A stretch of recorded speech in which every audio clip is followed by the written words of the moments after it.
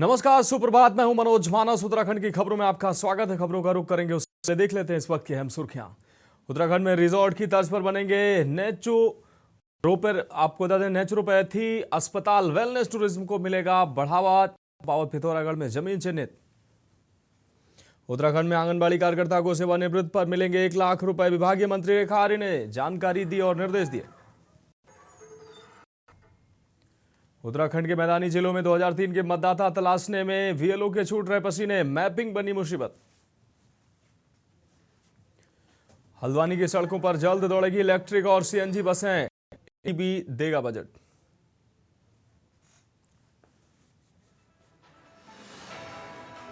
औली से गौरसो की चोटी तक बनाया जाएगा चेयर कार रोपवे। डीपीआर पर हो रहा काम। और देश भर में अगले हफ्ते से कड़ाके की सर्दी का अलर्ट। उत्तराखंड के पहाड़ी इलाकों में बर्फबारी की चेतावनी। बागेश्वर में तापमान में भारी गिरावट। आप देख रहे हैं के न्यूज़, खबरों का सारथी। और अब खबरें विस्तार से। खबर नैनीताल से, जहां उत्तराखंड हाईकोर्ट में प्रदेश भर के सरकारी अस्पतालों की बदहाल स्वास्थ्य सेवाओं को लेकर दायर जनहित याचिका पर सुनवाई हुई। हाईकोर्ट ने प्रदेश के स्वास्थ्य सचिव को शहर के बीडी पांडे अस्पताल के ऑक्सीजन प्लांट की खामियों के चलते आईसीयू में भर्ती मरीजों को होने वाली दिक्कतों से निजात दिलाने के लिए जरूरी उपाय करने के निर्देश दिए। साथ ही भवाली सेनेटोरियम हॉस्पिटल को मल्टी स्पेशलिटी हॉस्पिटल बनने की डीपीआर की प्रगति रिपोर्ट पेश करने को कहा है। आपको बता दें कि मामले की अगली सुनवाई के लिए कोर्ट ने 1 सप्ताह बाद की तिथि नियत की है। वहीं आपको बता दें कि राज्य विधिक सेवा प्राधिकरण ने उच्च न्यायालय में जनहित याचिका दायर कर कहा कि प्रदेश भर सरकारी अस्पतालों में मरीजों को मूलभूत सुविधाएं नहीं मिल रही हैं।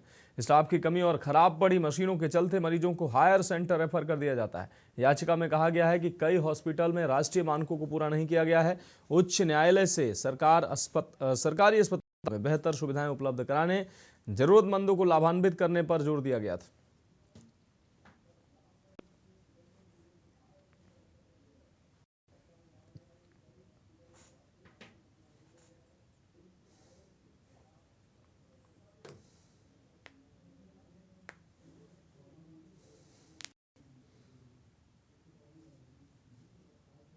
बीडी पांडे हॉस्पिटल जो नैनीताल में, उसकी जो अपग्रेडेशन होना था, जैसा सुप्रीम कोर्ट में एश्योरेंस दिया गया था, उसके बारे में कोर्ट ने सुनवाई की थी। सुनवाई के दौरान ये सामने आया था कि वहाँ पर जो आईसीयू है, वहाँ पे कंटिन्यूस अनइंटरप्टेड ऑक्सीजन सप्लाई नहीं हो पा रही, क्योंकि जो ऑक्सीजन प्लांट है वो खराब पड़ा हुआ है। तो वहाँ पे सिलेंडर से सप्लाई हो रही है, जिस कारण की कई बार इरिटेशन होता है।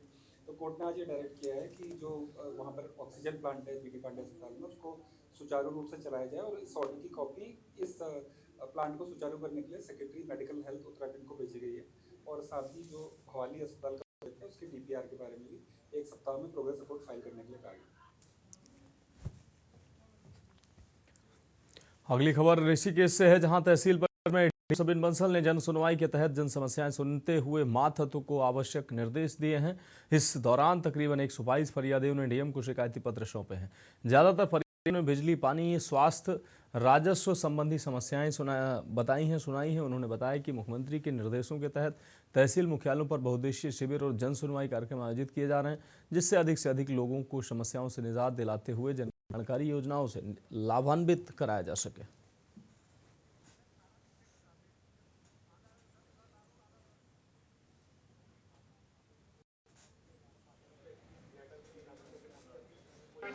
तो ये है कि मेरे हस्बैंड ने लोन ले रखा था मशीनों के लिए, तो बैंक वाले घर में, अब उनकी डेथ हो चुकी है, और वो जो बैंक वाले हैं वो घर में आके नोटिस भेजते हैं अब बच्चे के नाम पे। बच्चा भी नाबालिग है।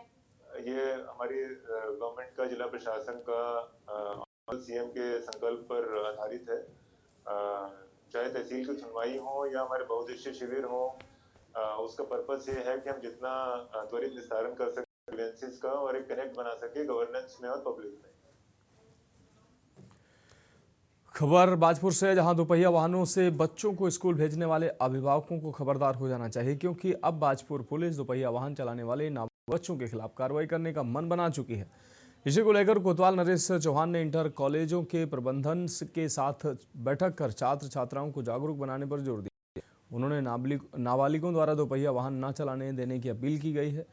कोतवाल नरेश चौहान ने बताया कि बच्चे देश का भविष्य हैं, लेकिन अभिभावकों को उनकी जिद में वाहन चलाने के लिए दोपहिया वाहन नहीं देना चाहिए। ऐसा करना वास्तव में बच्चों की जिंदगी से खिलवाड़ कर विद्यालय स्तर पर बच्चों को जागरूक बनाकर अभियान के तहत नाबालिग बाइक चालकों पर कार्रवाई करते हुए अभिभावकों के ऊपर 25,000 रुपए का जुर्माना लगाया जाएगा।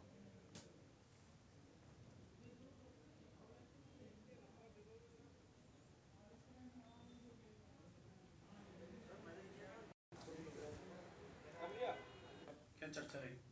आज हमने जितने हमारे बाजपुर कस्बे में या देहात में हमारे लगभग 14-15 इंटर कॉलेज हैं, उनके प्रधानाचार्यों को और अभिभावक संघ को बुलाया था। हमारा मेन बुलाने का ये था कि कुछ समय से ये जो है सूचना आ रही थी कि जो छोटे बच्चे हैं क्लास 11, 12, 10 के बच्चे हैं, ये लोग जो है बाइक चला रहे हैं और उससे जो है अभी बीच में एक्सीडेंट भी हुए हैं।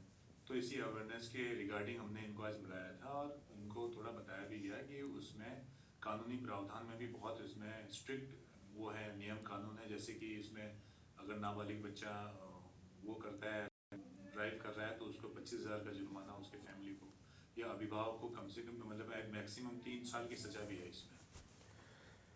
अगली खबर खटीमा से, जहां पुलिस ने 12 दिसंबर की रात हुए तुषार हत्याकांड की 2 आरोपियों को गिरफ्तार करने में कामयाबी प्राप्त की है। पुलिस ने मुखबिर की सूचना पर मजगमी पुल के निकट सितारगंज रोड स्थानीय वार्ड नंबर 10 निवासी आरोपी गुफरान मोहम्मद सद्दीक उर्फ पप्पू चायवाला और वार्ड नंबर 8 निवासी 19 वर्षीय समीर उर्फ मैरी पुत्र मोहम्मद यामीन को गिरफ्तार कर लिया है। गिरफ्तार दोनों आरोपियों पर कानूनी कार्रवाई की जा रही है।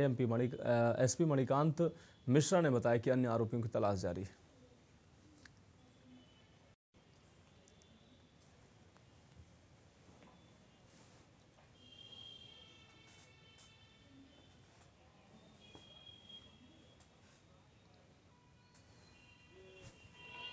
अपराधी जो हत्याकांड में शामिल थे, उन दोनों को पुलिस ने गिरफ्तार किया है, जो उन्हें न्यायालय के समक्ष प्रस्तुत किया जा रहा है। उस क्षेत्र में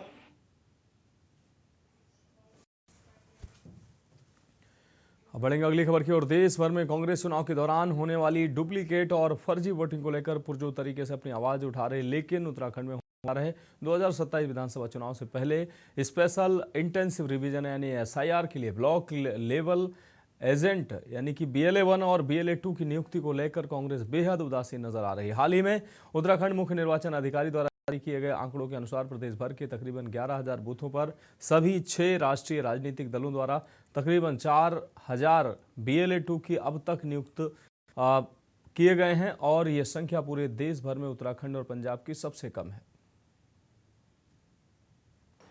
भाजपा ने चुनाव से पहले स्पेशल इंटेंसिव रिवीजन को लेकर कांग्रेस पर निशाना साधते हुए तंज कसा है कि मुख्य निर्वाचन अधिकारी द्वारा दिए गए समय से पहले अपने सभी बूथों पर BLA 2 की नियुक्ति कर दी जाएगी।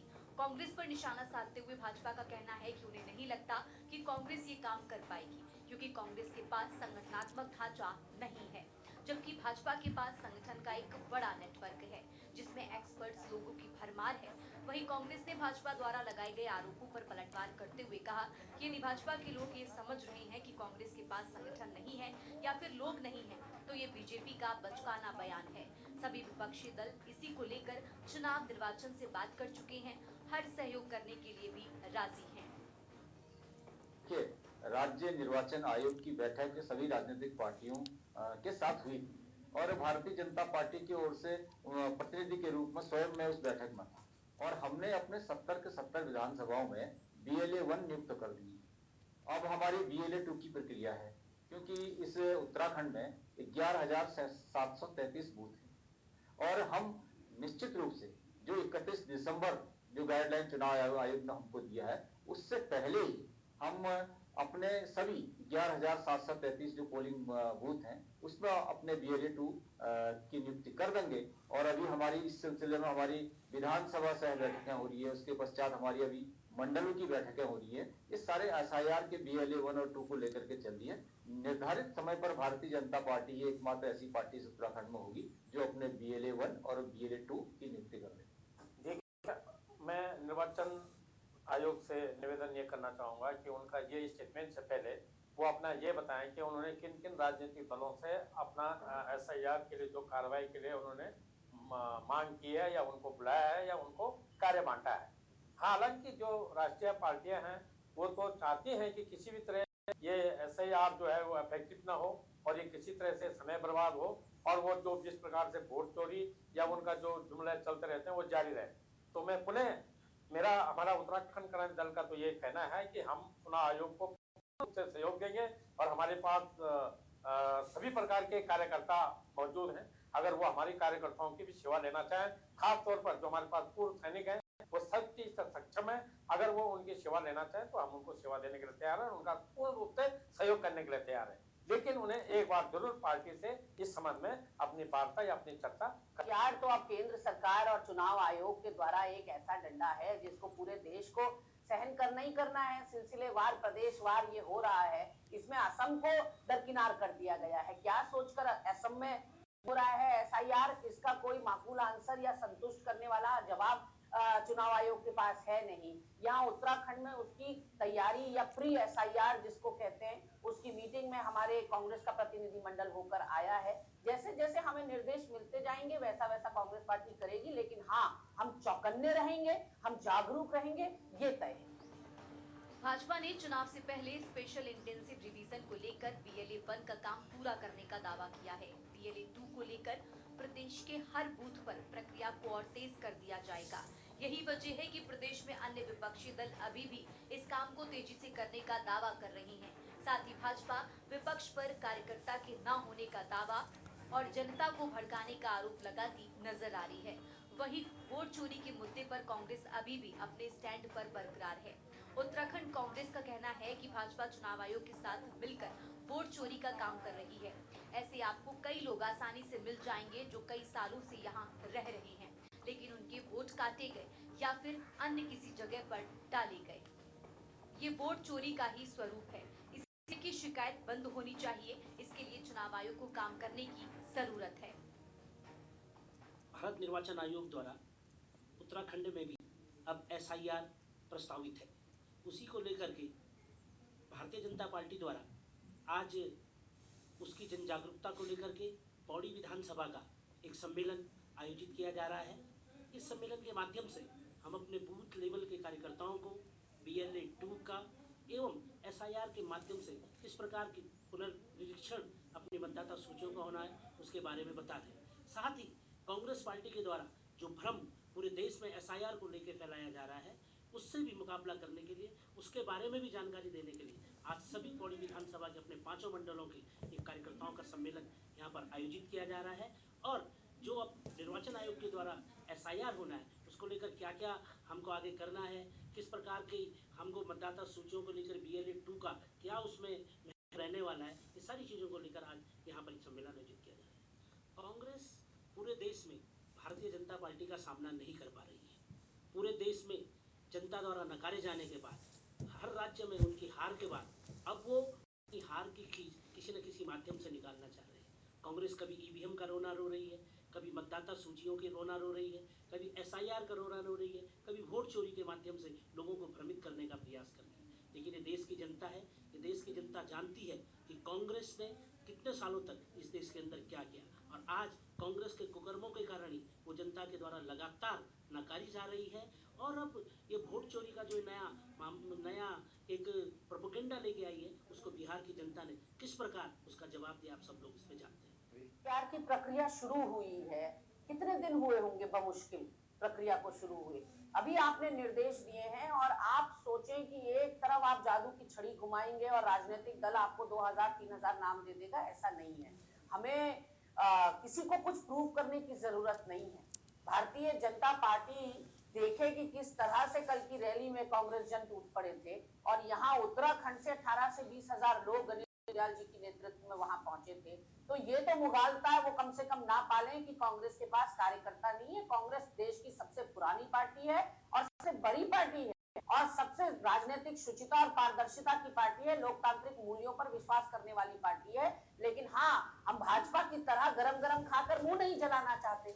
हम ऐसे लोगों को BLA 1 और BLA 2 नियुक्त करना चाहते हैं जो कांग्रेस के वफादार निष्ठावान कार्यकर्ता हो, इसलिए उसमें देर लग रही है। और जब आप क्वालिटी पर ध्यान देते हैं, गुणवत्ता पर ध्यान देते हैं, तो गुणवत्ता पर ध्यान देने के लिए होमवर्क की जरूरत होती है।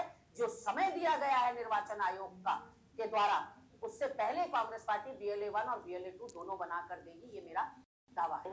यार कोई ऐसी बात नहीं है, जो लोग पहले से SIR कहते थे वही हो रहा है। भाई जो गलत लोग हैं, जो असामाजिक तत्व हैं, जो देश के नहीं हैं, दूसरे देश से आके यहाँ बस रहे हैं, अगर उनका चिन्हीकरण हो रहा तो क्या दिक्कत है? उसके खिलाफ जिन्होंने हाई तौबा मचाई है, उन्होंने अपना परिणाम दे दिया है बिहार में। कहने के लिए तो कुछ भी कहिए, विपक्ष को कुछ ना कुछ तो बोलना ही है, ताकि कुछ तो लोग कहेंगे। लोगों का काम है कहना, बेचारे कह के आज उन्होंने अपनी दुर्गति कहाँ कर लिया। आप देख तो रहे हैं क्या स्थिति हो रही है उनके पूरे देश में, पूरे देश में। एक जगह पर भी नहीं। कैसा उभार था कि जब कांग्रेस के सामने कोई टिकता नहीं था, आज कांग्रेस कहीं दिखती नहीं है। विशेष गहन पुनरीक्षण कार्यक्रम के दौरान BLO की ओर से मतदाताओं के सत्यापन की कार्रवाई की जाएगी। ऐसे में जिन व्यक्तियों या उनके परिवार की जानकारी साल 2003 के निर्वाचक नियमनामावली में मिल जाएगी, उनसे कोई भी डॉक्यूमेंट नहीं लिया जाएगा। ऐसे में उनको उम्मीद है कि प्रदेश में लगभग 60 से 70% मतदाता ऐसे होंगे जिनसे कोई भी डॉक्यूमेंट नहीं लिए जाएंगे। जब तक विशेष गहन पुनरीक्षण कार्यक्रम की शुरुआत नहीं होती है, तब तक किसी भी मतदाता को कोई भी डॉक्यूमेंट BLO को देने की जरूरत नहीं है। वर्तमान समय में BLO मतदाताओं से संपर्क कर रहे हैं। उसका मकसद बस यही है कि BLO अपने अपने क्षेत्र में मौजूद मतदाताओं से संपर्क कर उनकी इस जानकारी को एकत्र कर ले। SIR सर्वे को लेकर निर्वाचन का मानना है कि राजनीतिक दलों की भूमिका निराशाजनक अभी तक रही है। साथ ही BLA 2 की नियुक्ति में पार्टियां अपनी खास रुचि नहीं दिखा पा रही हैं, जिसकी वजह से SIR सर्वे की प्रक्रिया धीमी गति से चल रही है। Uttarakhand desk report. खबरों में वक्त एक ब्रेक का, जल्द हाजिर होंगे।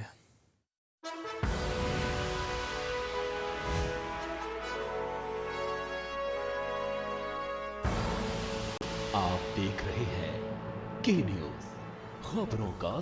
ब्रेक के बाद की खबरों में एक बार फिर से आपका स्वागत है। रुक करेंगे अगली खबर का। खबर मंगलौर से है, जहां कोतवाली क्षेत्र के मंगलौर भगवानपुर बाईपास स्थित तानसीपुर गांव के निकट एक 40 वर्षीय युवक का शव मिलने से हड़कंप मच गया। सूचना पर मौके पर पहुंची पुलिस ने शव को पोस्टमार्टम के लिए भेजा है। पुलिस की तमाम जद्दोजहद के बाद भी शव की शिनाख्त नहीं हो सकी है। एक और जहां हत्या कर शव फेंके जाने की आशंका जताई जा रही है, तो वहीं माना जा रहा है कि कहीं जाते समय रास्ते में उसका आकस्मिक निधन भी हो सकता है हुआ हो।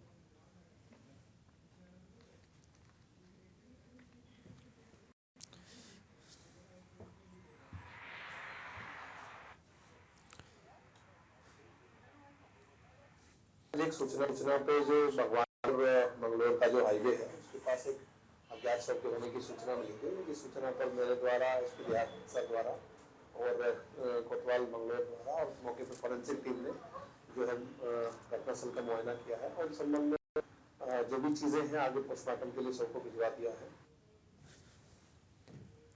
बढ़ेंगे अगली खबर की ओर। खबर चंपावत से है, जहां ड्रग्स फ्री देवभूमि अभियान के तहत एसपी अजय गणपति के निर्देश पर नशा तस्करों की गिरफ्तारी का सिलसिला लगातार जारी है। सीओ टनकपुर वंदना वर्मा के नेतृत्व में एसओजी प्रभारी कमलेश भट्ट की मौजूदगी में एसटीएफ कुमाऊं थाना बनवसा पुलिस टीम ने वाहन चेकिंग अभियान चलाया। इस दौरान नेपाल बॉर्डर के स्ट्रांग फॉर्म बनबसा के निकट खटीमा टनकपुर हाईवे से बिना नंबर प्लेट की पल्सर बाइक सवार 3 नशा तस्करों को 799 ग्राम स्मैक सहित गिरफ्तार करने में कामयाबी मिली है। एसपी अजय गणपति ने बताया कि स्मैक तस्करी में सूरजदीप सिंह पुत्र जसवंत सिंह निवासी ग्राम मजरा लखीमपुर खीरी के कब्जे से 263 ग्राम, करनैल सिंह पुत्र कक्का सिंह निवासी लखीमपुर खीरी के कब्जे से 266 ग्राम और गुरमीत सिंह उर्फ मिता पुत्र इंदर निवासी लखीमपुर खीरी के कब्जे से 271 ग्राम स्मैक बरामद हुई। पूछताछ में आरोपियों ने बताया कि वो लखीमपुर खीरी के सतनाम सिंह से स्मैक लाते थे और स्मैक की सप्लाई नेपाल के पड़ोसी इलाके तक की जाती थी।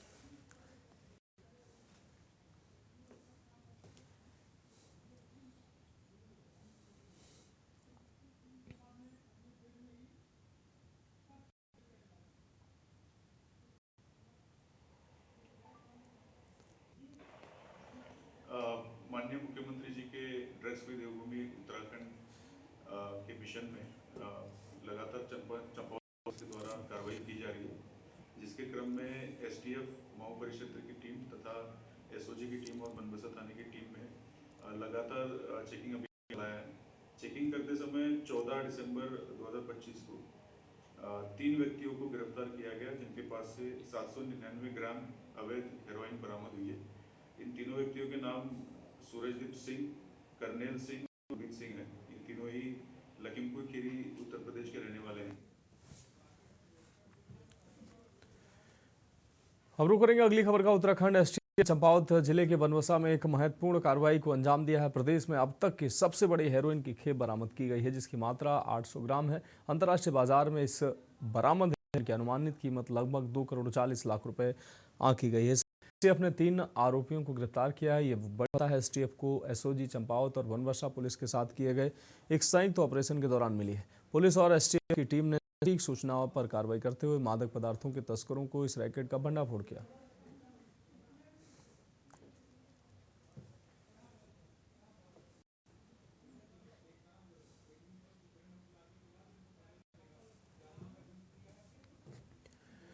बढ़ेंगे अगली खबर की और। खबर नैनीताल से है, जहां उत्तराखंड हाईकोर्ट ने विभिन्न विभागों के स्वामित्व वाली सरकारी जमीनों पर हुए अवैध कब्जों को लेकर हुई याचिका पर सुनवाई की। सुनवाई के दौरान याचिकाकर्ता ने दावा किया कि कई जगह बिना नोटिस दिए प्रशासन ने सर्वोच्च न्यायालय के आदेशों का उल्लंघन करते हुए अतिक्रमण कराया है। इसे गंभीरता से लेकर कोर्ट ने मुख्य सचिव को व्यक्तिगत रूप से वीडियो कॉन्फ्रेंसिंग के माध्यम से कोर्ट में पेश होने को कहा है। अब मामले की सुनवाई अगले सप्ताह होगी। इससे पहले मामले की सुनवाई करते हुए हाईकोर्ट ने राज्य सरकार को पूर्व में जिला स्तरीय कमेटी बनाकर अतिक्रमण चिन्हित कर अतिक्रमणकारियों का पक्ष सुनने के निर्देश दिए थे।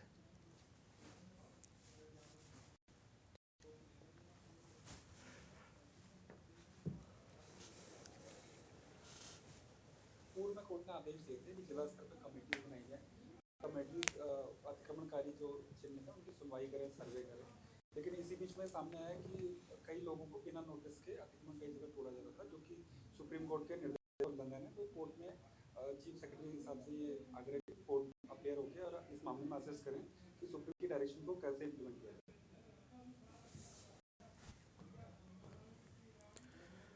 डोईवाला ब्लॉक के मारखम ग्रांट न्याय पंचायत अंतर्गत राष्ट्रीय ग्राम स्वराज अभियान 2025-26 के तहत सभी ग्राम पंचायतों के प्रधान एवं ग्राम पंचायत सदस्यों के लिए 5 दिवसीय प्रशिक्षण कार्यक्रम की शुरुआत की गई। कार्यक्रम का उद्देश्य प्रतिनिधियों को ग्राम के विकास एवं सभी योजनाओं के प्रभावी क्रियान्वयन की जानकारी देना है। प्रशिक्षण कार्यक्रम का आयोजन जिला पंचायत राज अधिकारी देहरादून के नेतृत्व में किया गया, जिसमें क्षेत्र के सभी ग्राम प्रधान एवं पंचायत सदस्य उपस्थित रहे। प्रशिक्षण के दौरान विशेषज्ञों द्वारा पंचायत प्रतिनिधियों को विस्तार से बताया गया कि कौन कौन सी सरकारी योजनाएं ग्रामीण विकास में सहायक हैं तथा विकास किस प्रकार धरातल पर प्रभावी ढंग से लागू किया जा सकता है।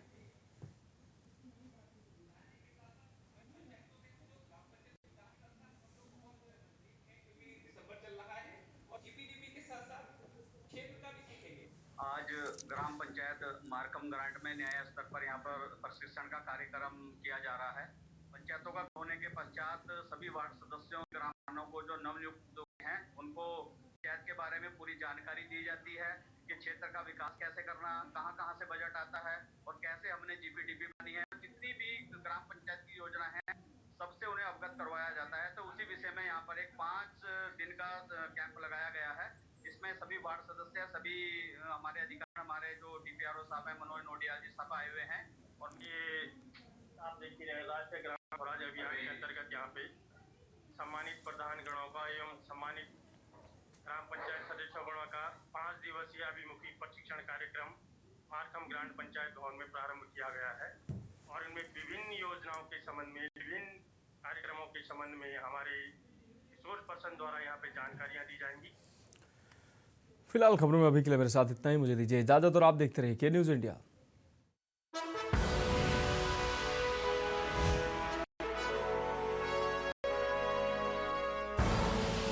आप देख रहे हैं के न्यूज़, खबरों का सारथी।